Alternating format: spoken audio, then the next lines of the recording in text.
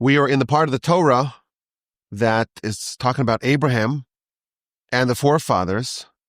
And there is a lot of stories and narratives and details about his travels and his interactions and his conversations and his exploits. And of course, we're going to meet Isaac and Rebekah and Jacob and Esav and Jacob's children. Much of Genesis is centered around the founding family of our people. And there's a fascinating curiosity that we find with respect to Abraham and his disciples and his students. Abraham's story began when he was in Haran and he was traveling. God told him, Lech lecha, depart your homeland, the place of your birth, the land of your father, and go to the land that I will show you, go to the land of Canaan. And Abraham listens. Abraham heeds the prophecy and he begins to travel. And with him, he has a cohort. Who is with him? Of course, his wife, Sarai. She was known as Sarai at the time. She, of course, is Sarah. And his brother-in-law, who's also his nephew, a gentleman by the name of Lot, or Lot. How is Lot/Lot related to Abraham? Well, Abraham had a brother whose name was Haran. And Haran had a son named Lot. And Haran also had a daughter named Sarah/Sarai/Yiscah. And therefore, Abraham is both the uncle of Lot and also the brother-in-law of Lot via Sarah. And we read a lot about Lot and Abraham. They travel together and they go throughout the land of Israel together and they go down to Egypt together and they emerge from Egypt laden with wealth together. And then they head their separate ways. Lot is drawn to the cities of Sodom and Gomorrah, and he heads there, even though they are sinful and wicked. And Abraham goes away in the other direction.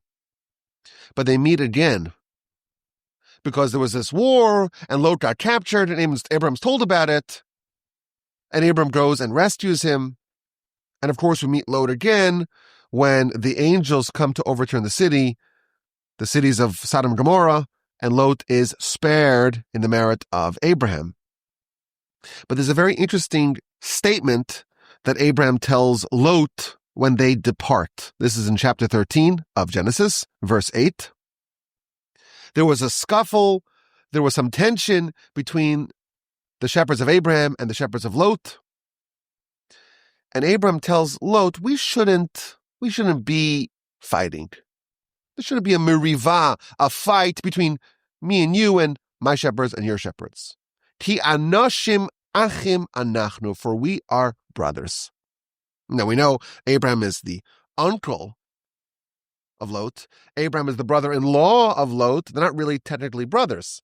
So what does it mean that Abraham says, Lot, we're brothers? So Rashi explains something very interesting. This is the first curiosity. If you looked at Lot, and you looked at Abraham, and you looked at their countenance, at their visage, they resembled each other. They looked like brothers. And therefore, Abraham is telling Lot, we shouldn't be fighting, because we're relatives. We're not just relatives. We're brothers. What does that mean? We are similar. We resemble each other. So it's an interesting curiosity, apparently, that Lot resembled Abraham. They looked like brothers, even though they're part of the same family, but their appearance was even closer than an uncle to a nephew. They were like brothers. Now, Abraham has other interactions. We read about his trusty aide, his right-hand man, the man who he was worried would inherit all of Abraham's estate and legacy. God tells Abraham, don't worry, you have a lot of reward. Scharcha harbe, you have a lot of reward. Anochi magen lach, I'm going to protect you.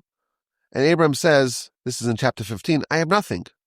All I have is Damesek Eliezer. I have my right-hand man, my aide, my student, my protege, Eliezer. And we read how when Abraham needs to find a spouse for Isaac, and he does not want to take a wife from the accursed Canaanites, and he targets specifically his family who still lives out in the east, and he sends his servant, Hamoshe B'chol Asher Lo, the elder of his house, who is the master of Abraham's entire household, he sends him to go secure a spouse for Isaac. And he makes him swear, don't take a wife from the Canaanites, go to my family, find a more fitting spouse for Isaac, who will build the next link in this glorious chain. And Eliezer is described as the elder of his house. What does it mean to be the elder of the house? So the Midrash says that when it says that Eliezer is the elder of the house of Abraham, that means, says the Midrash, that Eliezer looked like Abraham. They appeared similar to each other. Their appearance resembled each other. Their countenance mirrored each other. Now, this is already an additional curiosity, because Lot and Abraham, they were at least familially related. But Eliezer was not related at all to Abraham. He was, in fact, a Canaanite himself. So what business does Eliezer have to look like Abraham? But that's what our sages tell us. Zakan Beiso, the elder of his household, what does that mean? It means that they resembled each other. And finally, in Parshas Toldos, after Abraham passes, we read how the Torah is going to tell us the Toldos, the chronicles and the children of Isaac. Isaac, son of Abraham. Avraham holid es Yitzchak. Abraham begot Isaac. So Isaac, son of Abraham, Abraham begot Isaac. There's a redundancy there. If it's Isaac, son of Abraham, certainly Abraham begot Isaac. So what does it mean? What does it mean that the Torah is telling us these extra words? Yitzchak ben Avram, Isaac, son of Abraham. Avraham holid es Yitzchak. Abraham, he gave birth. He begot Isaac. So Rashi explains, based upon the words of our sages, that there were scoffers. The scoffers were mocking Isaac and Abraham. And they said, Abraham is not the real father. We need a paternity test here. Sarah and Abraham were married for 70 years and they had no children. And then Sarah spends one night with Avimelech. Remember, he kidnapped her. And suddenly she's pregnant. Oh, who's the dad? Who do you think the dad is? It's not Abraham. It's Avimelech. She was impregnated during that night. That's what the scoffers would say sardonically. And in order to dispel and quell the claims of the scoffers, God made Isaac into a spitting image of Abraham. And therefore, when it says Yitzchak ben Avram, Isaac, son of Abraham, everyone testified Abraham begot Isaac. There's no room to question this paternity. Abraham is undeniably the father of Isaac. The scoffers were silenced. Now, I said that there's a curiosity, but I have to be very careful. There are no curiosities in the Torah. There are no coincidences in the Torah. It's not just random. Oh, it happens to be that the Torah is telling us these extra verses to reveal to us something that we don't need to know. Our sages tell us that when the Torah tells us that two people resembled each other physically, it's not just saying, oh, I have a celebrity doppelganger. What it means is that the face is a reflection of the inside. In fact, the Hebrew word for face is panim, and the Hebrew word for inside is panim, which sounds very similar. It's not exactly the same word, panim and pinim, but it's spelled the same way. It's just slightly different vowels. And that's not a coincidence, because a person's face can reveal, if you know how to examine it, can reveal a lot about their essence. Sometimes when you see someone, you're like, this person's like an angry person. You can just see them. You just walk by them. You get a slight glance. I remember I was once in an Israeli cab, and we're being driven from the airport in Israel. And I was with my dad. I said, this guy drives like a maniac before we started driving. And this guy was driving like he was like an old, aggressive, tough Israeli. And he was driving like a maniac. And I somehow I just saw it. I don't know if I have maybe I have a sixth sense. You all look so beautiful and talented and generous and delightful. But people's face reveal their essence. Their panim, their face, their countenance, their visage is a window into their panim, into their essence. When the Torah tells us that Abraham had 3 doppelgangers, had 3 people that resembled him. Lot, he's his nephew, but they're brothers. Eliezer, he's his aide, he's his student. He's the one who teaches Abraham's Torah. But he's Zikan Beiso, he's the elder of his house. Our sages tell us it means that they resembled each other. And Isaac was a spitting image of his father. That's not just a curiosity. That reveals that on a spiritual level, Abraham's fingerprints, Abraham's influence, Abraham's character, Abraham's values were present in these 3 people. These people did not just physically resemble Abraham, they embodied Abraham's character. My grandfather, blessed memory, he had a fascinating observation.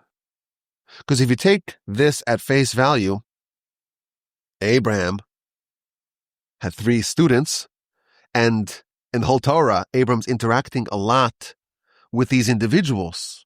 All sorts of interactions with Lot, with Eliezer, of course, with Isaac.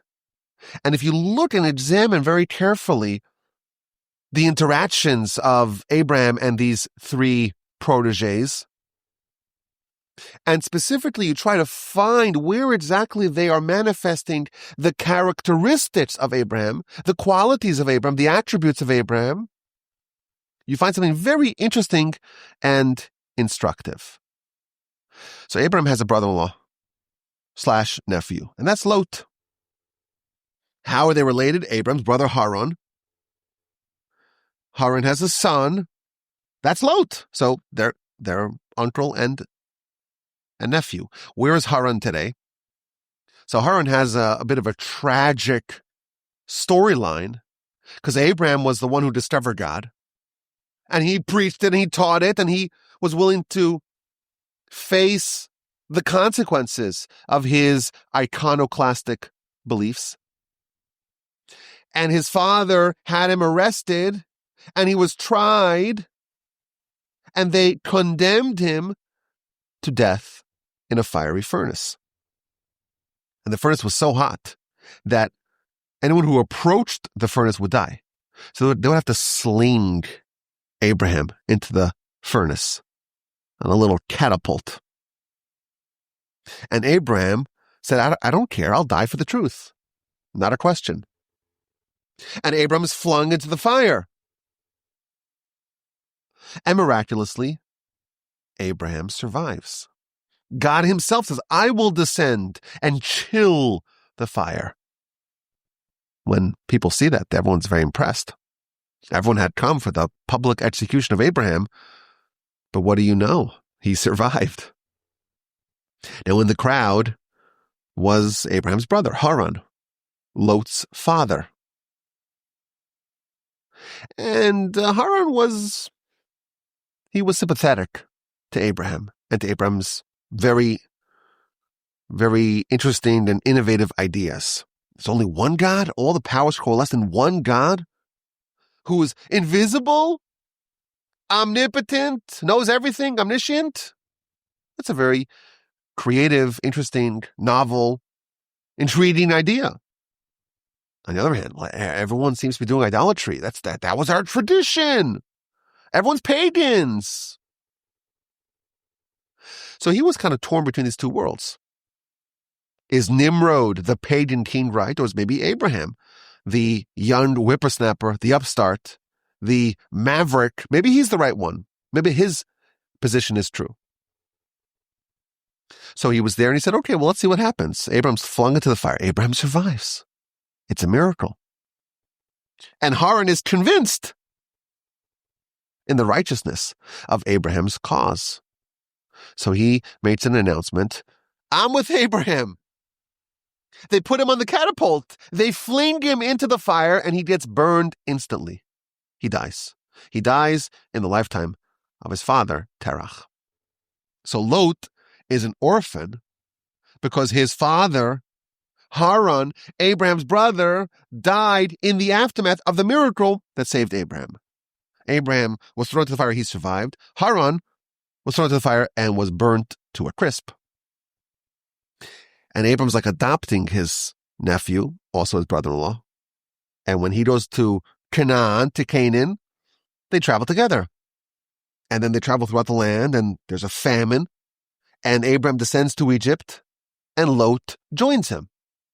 In Egypt, Abram is made very wealthy, as is Lot.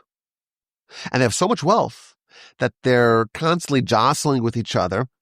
These two households are so big, they're bumping into each other. So Abram says, listen, we're brothers. We look the same. We're similar. I don't want to fight with you. We shouldn't be a fight between you and me, between our shepherds. Let's go separate ways. You go to the right, I go to the left. You go to the left, I go to the right. You get to choose. And he, of course, moves to Sodom, even though they were sinful and wicked. Now, chapter 14, there's a war. And Abram is told that Lot was kidnapped. And Abram undertakes a daring rescue mission, and he saves Lot. And he saves the kings of Sodom and Gomorrah. But Lot goes back to Sodom, goes back to Sodom. And Abraham, when he's told by God that those angels masquerading as men are going to overturn the cities of Sodom and Gomorrah, he starts to pray, maybe there's 50 righteous people, maybe there's 45, maybe there's 40, maybe there's 30, 20, 10. He's unsuccessful in saving these cities. But Lot, his nephew, his brother-in-law, his doppelganger, is saved. The angels come to the city, and Lot does this incredible act of kindness, bates the matzah. The whole mob of the whole city comes and congregates. We want to kill those people. And they're stricken with blindness. Very dramatic story. They pull them in. They want to break the door. Who's with you over here? Let's go. We got to hustle out of the city. Lot, his wife, his two daughters, who are single, flee from the city. His wife turns around, turns into a pillar of salt. Lot survives thanks to Abraham. Sodom and Gomorrah is destroyed. Lot, of course, doesn't go back to Sodom. He is too ashamed, our sages tell us, to rejoin Abraham. He's ashamed because of his poor choices, and in particular, because of the very scandalous event that happens in the cave with his two daughters. But that's apparently the end of Lot's storyline of the Torah. Now, Abraham has a second doppelganger. Abraham's right-hand man, his confidant, Eliezer. When this world war, it forces Abraham to take the rescue mission. The verse tells us that Abraham took with him 318 warriors. And Rashi says, no, don't think it's 318 different people. No, it's just Eliezer, just one person. Because the gematria, the numerical value of the word Eliezer is 318. So it's actually only Eliezer. So Eliezer is who Abraham entrusts with that war. When Abraham is distraught that he has no children, he says, what can you give him? Matiten Eli. I'm childless. All I have is this person in charge of my household, Damesek Eliezer. Eliezer Damesek. What does it mean, Damesek? So the Talmud tells us the word Damesek is a mashup of two words, dole umashke.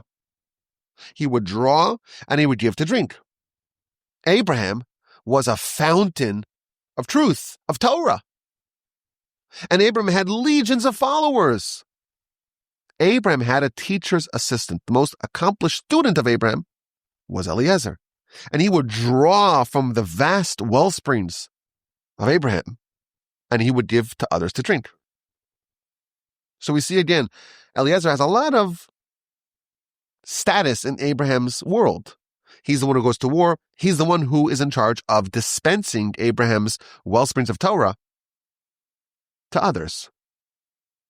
When Abraham is traveling to Mount Moriah to offer Isaac as a sacrifice, he takes 2 lads with him. Who are these 2 lads? One of them is Ishmael, we're told. The other is Eliezer. And when it's time to find a spouse for Isaac, the most important mission of the Abrahamic destiny, this will determine the next link in the chain. Who does he send? Who does he entrust? He entrusts Eliezer. And he travels to Abraham's hometown with 10 laden camels, and he devises a test for Rebekah. I'll ask for water. And if she offers water for me and for my camels, even though I did not explicitly ask for that, she's the right one. And he negotiates and he finalizes the deal with the family, even though they're negotiating in bad faith, and he brings her back to Isaac. Now, what about Isaac himself?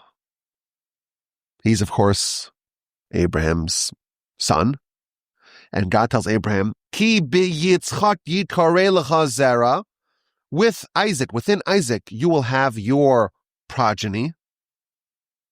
And what that means is that Abraham's true progeny, it's not just his biological children, because Abraham had 8 biological sons, 1 Ishmael with Hagar, 1 Isaac with Sarah, and 6 with Keturah, which is another name for Hagar. But which one of these is the continuation of Abraham's chain? It's only Isaac. Only Isaac will be your true progeny. But it doesn't say Isaac, it says Yitzchak, within Isaac, meaning that Isaac himself will have 2 sons, and it's Abram, Isaac, Jacob, not Abram, Isaac, Jacob, and Esav. It's only Jacob. And of course, Abraham tends to Isaac. He secures a spouse for Isaac. There's, of course, the dramatic and maybe a bit frightening episode of the binding of Isaac. But we see that Abraham is interacting with all of these 3 people. There are 3 people who are resembling Abraham. They're in Abraham's image. They are emblematic of what Abraham stood for. They have a spiritual resemblance that is manifested by their physical resemblance. And the fascinating observation is that if you look very closely into the character and the behavior of Abraham's 3 primary disciples, it's very easy to find where Lot resembles Abraham and where Eliezer resembles Abraham, but it's very hard to find any influence of Abraham within his son Isaac.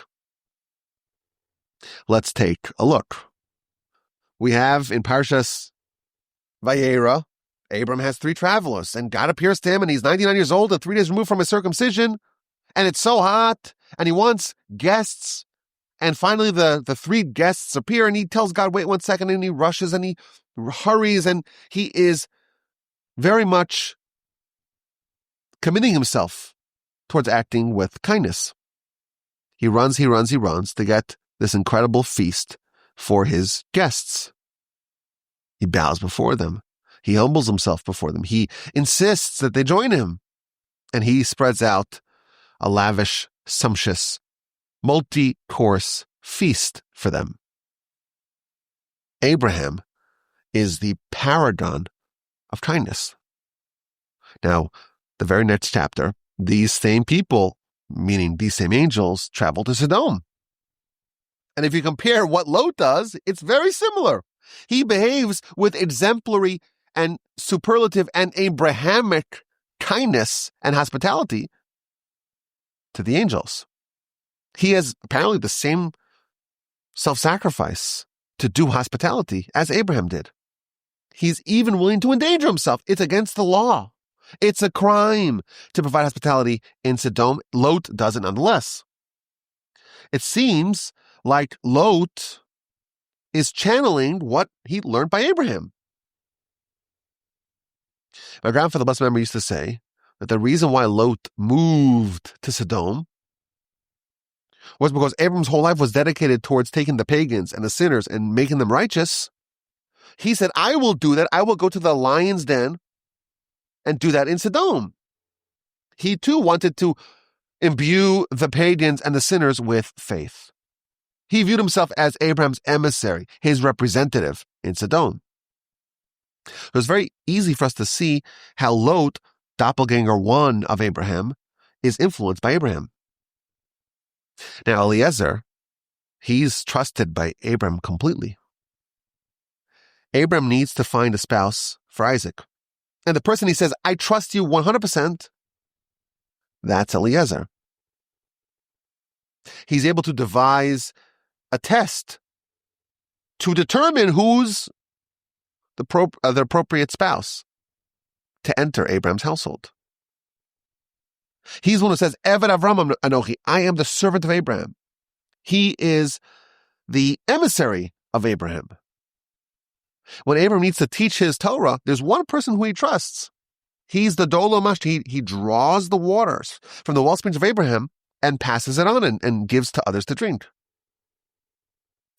Eliezer is a true pupil of Abraham.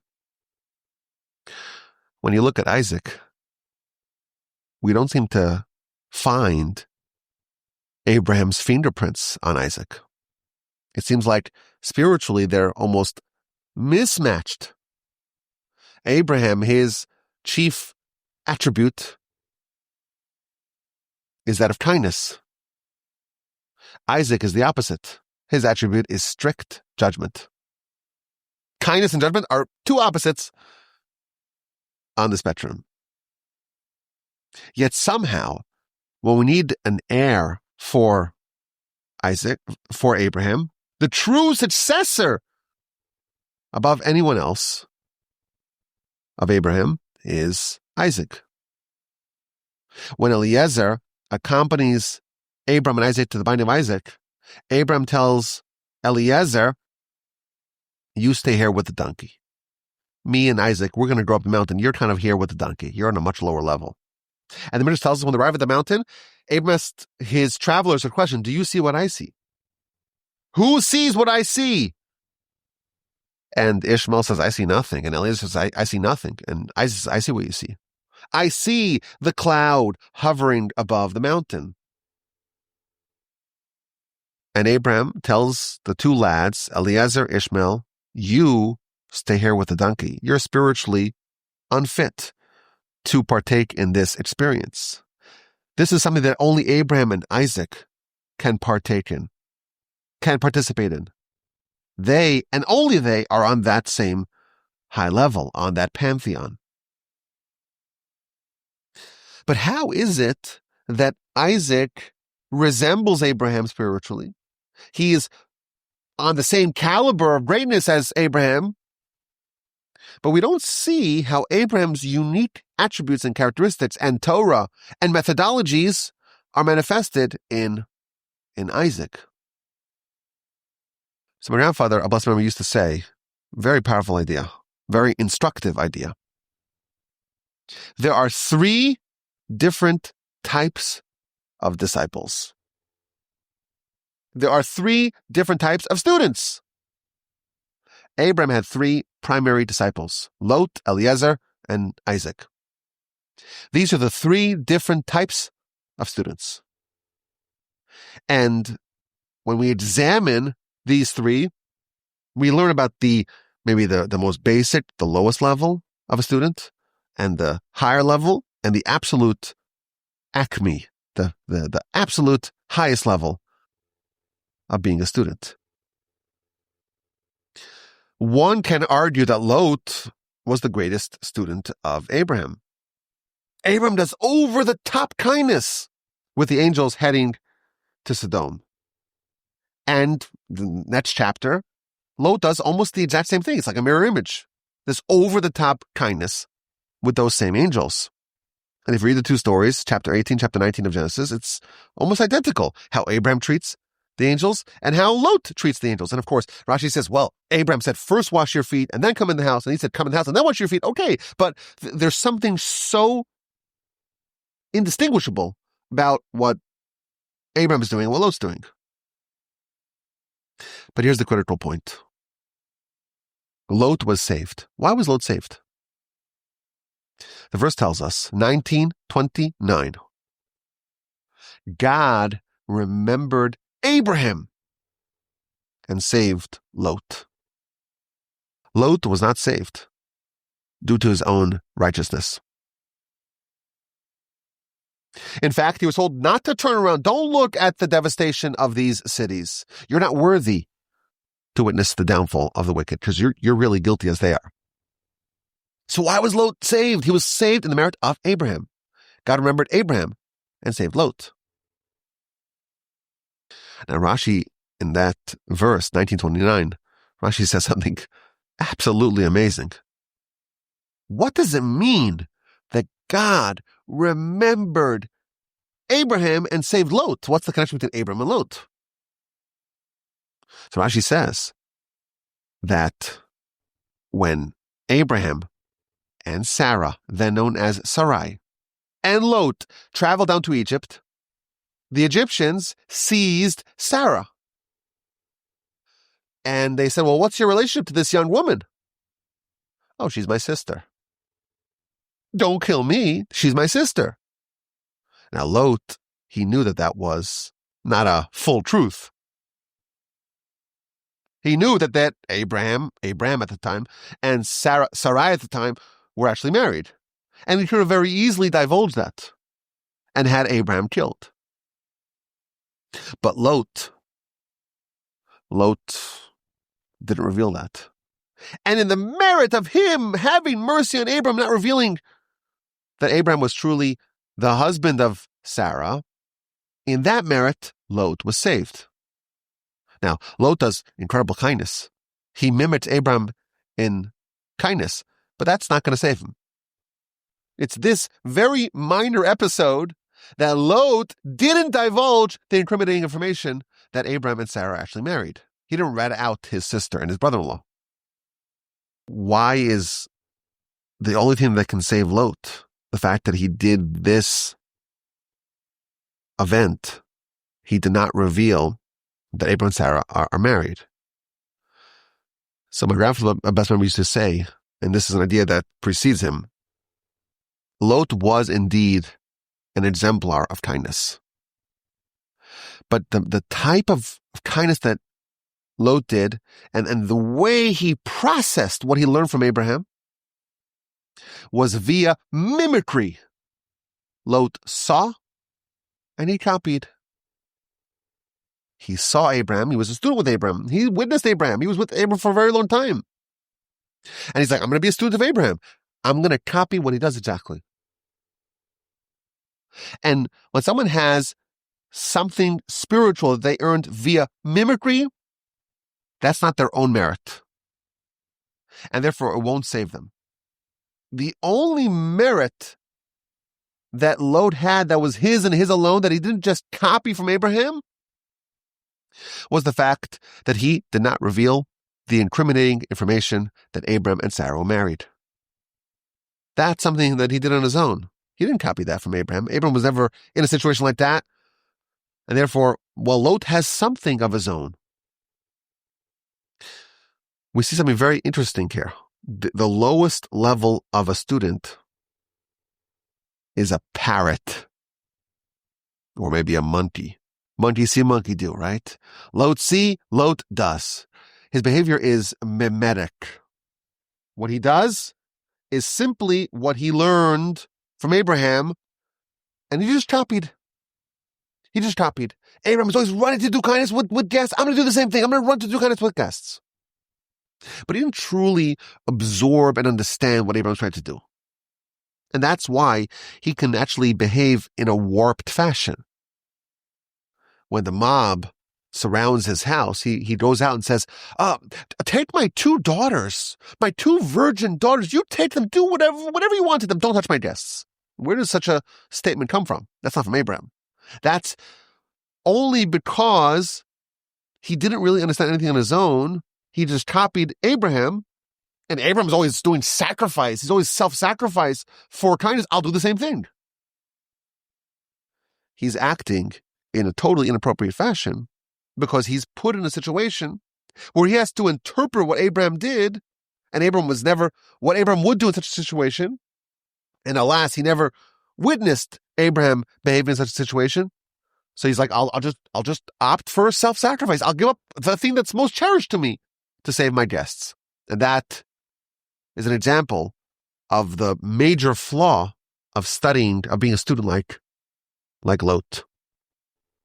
Lot was an expert at puppeting Abraham. He was a perfect copycat. And indeed, the Torah tells us, he resembled Abraham. This is the lowest level. And I find it fascinating that Lot's father was Haran. And what's Haran's legacy? He had no personal conviction. He didn't earn anything on his own. He too copied Abraham. When Abraham was being flung into the fire, he's like, well, I don't know. Who's right? Is Nimrod right? Or all the pagans right? Or maybe Abraham's right? I'll just wait and see. Abraham is flung into the fire. Fling me too. Copying. Mimicking. Haran mimicked Abraham. Lot is the son of Haran. He too is mimicking Abraham. He's influenced by Abraham. He resembles Abraham, but that's the lowest level.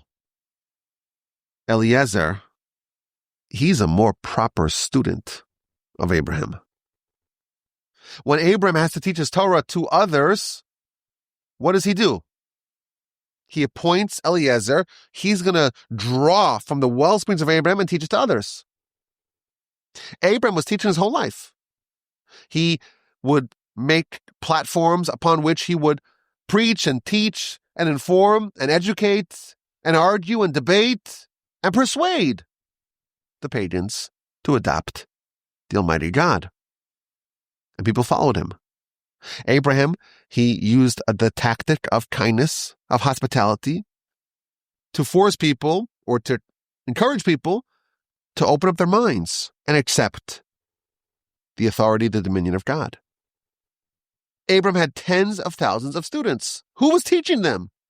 Who was the one who was able to adapt Abraham's Torah to every individual? That's Eliezer.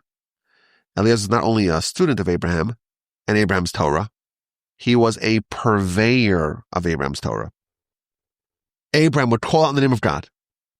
Eliezer would review and instruct all the students. Lot had a very hollow understanding of Abraham. He could maybe repeat verbatim what Abraham would say. He could copy, he could mimic Abraham, but his understanding was empty. Eliezer, he understood the principles of Abraham and Abraham's Torah, not just the surface words. And therefore, he could be the proper teacher. He could extend Abraham's Torah to others. He could rephrase it in a way that maybe someone will understand. He could draw from Abraham's Torah and give it to others to drink. His grasp of Abraham was so complete that Abraham says, I need to go find a wife for Isaac. I can appoint someone who's a perfect replica of me, who really understands what I stand for and what I'm looking for. He had such a keen understanding of Abraham. He knew precisely how to identify the right candidate to continue the legacy of Abraham. This is a very high level of a student. In the Talmud, we read about someone who, maybe coincidentally, I don't know, someone has the same name as Eliezer. Rabbi Eliezer ben Hyrcanus. This is thousands of years after the original Eliezer. Rabbi Eliezer, son of Hyrcanus, Talmud tells us, he never said a Torah thought that he did not hear from his teacher. Never said a Torah thought. Talmud, Book of Yoma, 6D, 6B. He never said a Torah thought that he didn't hear from his teacher. That's one teaching. In a second teaching, we see something which seems contradictory. He gave novel thoughts and discourses, this is Rabbi Eliezer ben Hyrcanus, that no one ever heard previously. He's like the perfect student. He never taught anything that he didn't hear from his teachers. And somehow he's this incredibly innovative scholar who's always saying things which are novel and creative. Which is it? Rabbi Eliezer was like Eliezer.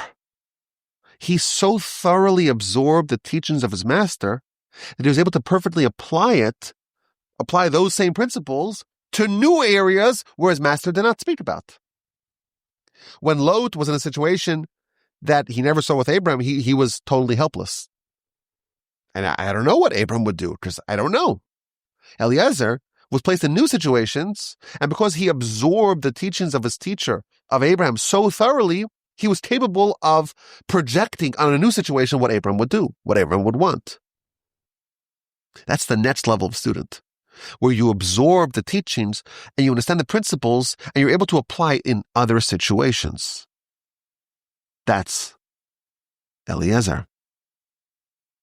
That's the second level of a student. But even Eliezer was not the ultimate protege of Abraham. For that, you need Isaac. Isaac is Abraham's spiritual successor and heir, not just because he was his child, because he was the best one to do it. And you look at his storyline, and you look at his characteristic, and you see nothing that you can attribute back to Abraham. We cannot point to how the provenance of Abraham's influence to Isaac. Abraham is totally kindness, and Isaac is totally strict judgment. They're opposites almost. But the truth is that Isaac was the best student of Abraham. They all three resembled Abraham. They all three resembled Abraham physically as well as spiritually. The three levels of a student. Lowest to lowest level, he's just mimicry. And therefore he's totally helpless when he's in a situation that he never saw Abraham behave in. Eliezer, he's almost like applied wisdom. He understands the principles and is able to apply to new situations. With Isaac, we don't see the manifestation of Abraham's character within him. And that's a feature, not a bug. Because Isaac was able to seamlessly integrate Abraham's Torah within himself. The highest level of a student, the highest level of being a protege, is when you absorb and digest the principles of your teacher and you layer it in to who you are and your unique individuality. You take the new inputs that you learn from your teacher and you connect it, you merge it, you marry it with your inborn uniqueness. And you create something new that's influenced by your teacher, but it's in your own image. The student's not trying to recreate the teacher. Lot is like, I'll be like Abraham. I'll be the Abraham of Sodom. I'll do all the kindness that Abraham does in Sodom. And that's noteworthy. That's valuable. That's something which can be admired. He, after all, is a doppelganger of Abraham. Eliezer is a much higher level. He's able to teach Abraham's Torah to others. Isaac is teaching Isaac's Torah. Isaac is expressing his own uniqueness and the influence with The influence of Abraham is going to be projected entirely in Isaac's image. The highest level of a student is to create the best version of themselves with the teachings of their teacher. Abraham is kindness. Isaac is strict judgment. Isaac was different than Abraham. Isaac had a different role to play than Abraham did. But Isaac was the primary student of Abraham, because he studied from Abraham and he assimilated all of Abraham's Torah while retaining his unique God-given identity. Isaac certainly could have mimicked Abraham like Lot. He certainly could have been the best teacher of Abraham's Torah, like Eliezer. But he's a greater student than everyone. He's the ultimate protege, because he took Abraham's teacher and he used it to make the best Isaac possible. Our sages observe that in the first blessing of the Amidah prayer, we say, "Blessed are you, Hashem, God of Abraham, God of Isaac, and God of Jacob." Now, there's some extra words there. Well, God of Abraham, Isaac, and Jacob. We could have said God of Abraham, Isaac, and Jacob. Simple. Elokei Avraham, Yitzchak, v'Yaakov. That would make a lot of sense. God of our fathers, God of Abraham, Isaac, and Jacob. That makes perfect sense. But the prayer is a bit wordier than it should have been. It doesn't say God of Abraham, Isaac, and Jacob. It says God of Abraham, God of Isaac, God of Jacob. Our sages reveal to us Isaac didn't simply adopt Abraham's relationship with God. He didn't say, oh, Abraham has a way of doing things. Abraham fostered a relationship with God. I'm just going to perpetuate that. No. He started from scratch and said, okay, I want to develop God of Isaac. What does it mean to have a relationship that with me and God? There already isn't an Abraham. What does it mean to have God of Isaac? What does it mean to develop a unique relationship based upon who I am and based upon what the Almighty expects of me? God of Abraham is distinct from God of Isaac. Of course, it's the same God, but the relationship that Abraham fostered, Isaac didn't simply continue. He recreated it in his own image. God of Isaac, God of Jacob. Each one of our forefathers crafted a new relationship with the Almighty. Isaac, indeed, is the ultimate student. Precisely because Isaac's study under Abraham's tutelage produced something which is almost the opposite. Produced not a character of kindness like Abraham, even though certainly he did kindness, but his attribute was that of strict judgment. Our ultimate objective spiritually, of course, we need to learn lessons. We have to absorb Torah. We have to learn from our masters. But the ultimate objective is to develop our unique self.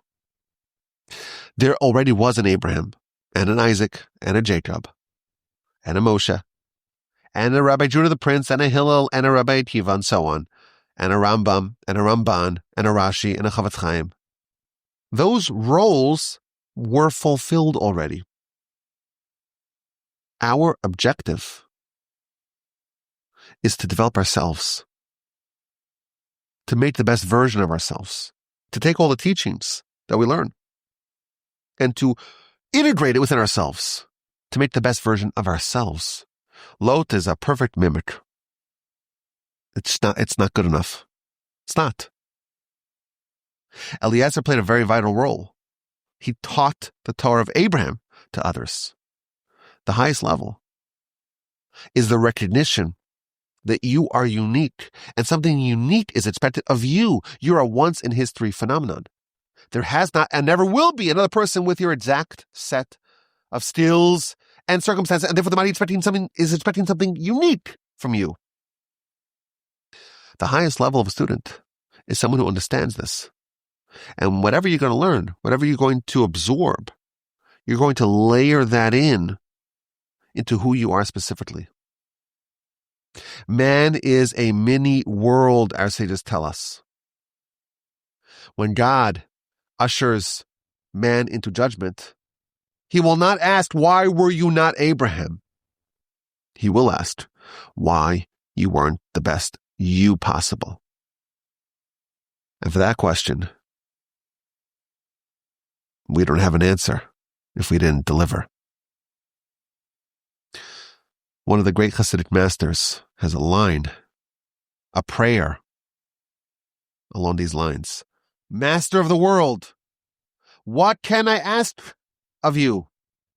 To become like, this is Rabbi Aaron of Karlin. He's the author of this prayer. To become like our forefather Abraham? You already had an Abraham. But to become the best version of Aaron from Karlin, that has yet to exist in the world. Abraham had 3 students. And they each processed Abraham's teachings in a different way. Lot was a master of mimicry. Eliezer really understood what Abraham taught, was able to represent Abraham as Abraham's teacher's assistant, as Abraham's representative to secure a spouse for Isaac. But ultimately, Abraham said to Eliezer, on some level, you're with a donkey. Isaac, he integrated and assimilated Abraham's Torah to such a degree that you can't even find those little, you can't trace it back. You can't find any hints of Abraham in Isaac. And he was the greatest student, but he recreated Abraham's Torah in his own image. That is the highest level of a student. And it's possible, this is just a suggestion, that maybe when we start off our journey, maybe it's appropriate to try to mimic. That's a legitimate form of a student to begin as Lot. That's fair. That's legitimate. And to progress from a Lot mimicker to someone like Eliezer, we really understand it and can apply to other situations. But the highest level, stage 3, the highest level is when it's integrated and assimilated to such an extent that the original character of the teacher has now been replaced, where the student is saying, I'm going to take all those lessons and all that insight and all that direction and recreate it in my own image. That is the highest level. May we be so fortunate as to understand our individuality, to learn all the Torah, and to integrate that into who we are with the recognition that we're unique, we're a once-in-history phenomenon, and the Almighty expects great things out of us, out of each one of us specifically and individually. My email address is rabbiwalby@gmail.com. It's a great pleasure to study these very fascinating, profound insights of Torah from the Torch Center in Houston, Texas. I'd love to hear from you. Send me an email, rabbiwalby@gmail.com.